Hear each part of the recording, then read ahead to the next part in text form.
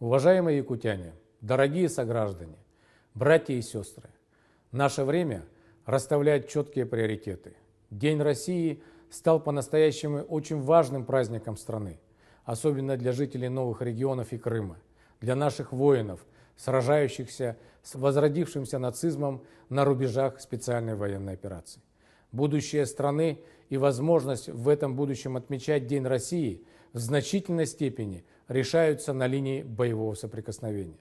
Чтобы приблизить победу, мы все, каждый на своем месте, должны работать именно так, как наши ребята работают на линии фронта.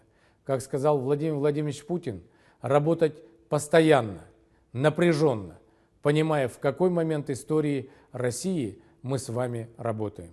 И именно из этого выстраивать и цели, задачи, и сам стиль работы сегодняшнего дня.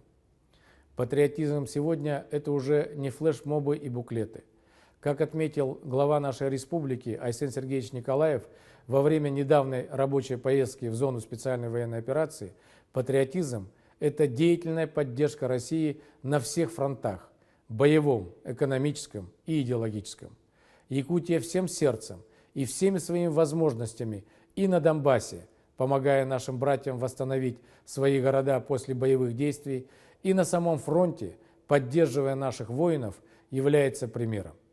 Вместе, в едином строю, мы поможем нашим бойцам быстрее вернуться домой с победой, быстрее вернуть всю нашу любимую великую страну к мирной жизни.